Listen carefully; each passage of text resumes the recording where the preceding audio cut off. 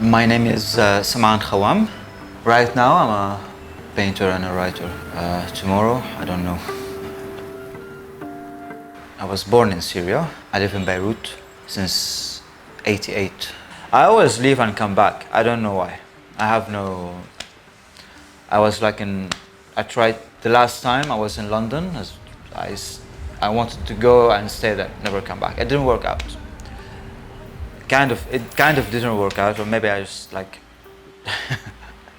I just missed Beirut, so I came back. This is why I love this area. It's very rough. It's working class. For me, they're honest faces. And like on Sunday, all the workers, the foreign workers in Lebanon, they come to this area. It's a festival of ethnicities and identities. It happens all over the street. It's really beautiful. We don't have freedom here.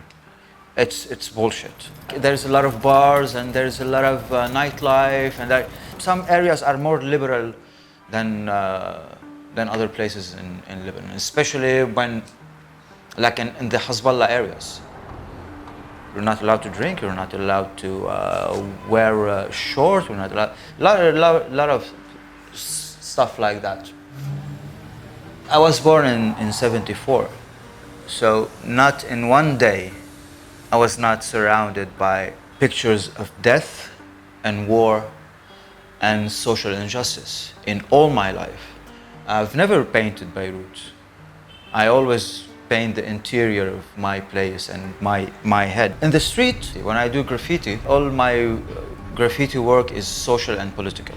When it comes to the painting, I don't like to put blood and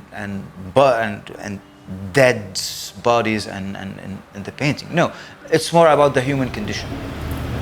And I was arrested for it. I was in court, for doing this. I could have gone to prison if I lost the case, but I won the case against the Lebanese government. And because of my case, now graffiti, they cannot stop any graffiti artist. The soldier head, you have to obey, no question. Arms in our face every day, even in our dreams, and the boots of authority, the oppression. This is how we live in the Middle East. I never thought at any time I would become a painter. I guess it just happened after my accident. It was 1993. At that time, the Syrian occupied Lebanon. I turned 18 and I was supposed to go back to Syria and serve in the Syrian army. That I could never do. I could never serve in the Syrian army or any army. Anyhow, a week before, or I had to desert, run somewhere, and I couldn't because I only had the Syrian passport.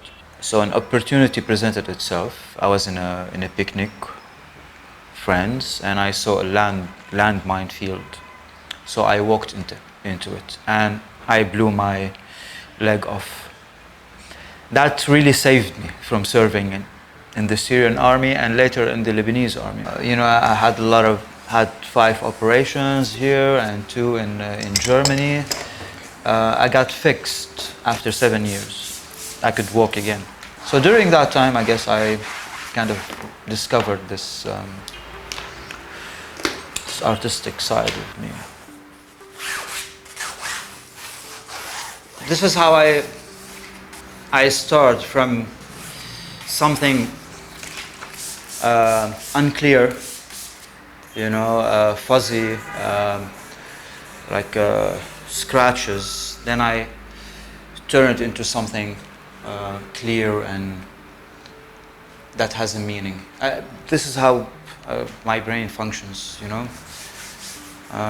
Images comes disturbed and unclear, and I try to readjust things. In my work, there's always my portrait, and my portrait sometimes can be your portrait and somebody else's portrait. But in this, I take the burden and I put it in here.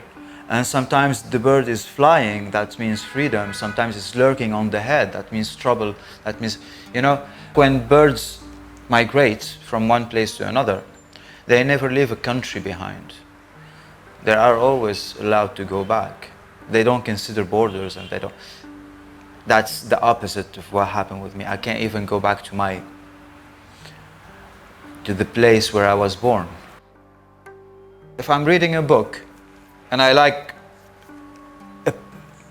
an image in it, I can turn it into a painting. Like the sculptures that I do right now it's upcycled. It's an upcycled materials from the garbage from my own garbage in the workshop and home. This is how I addressed the garbage crisis in Lebanon.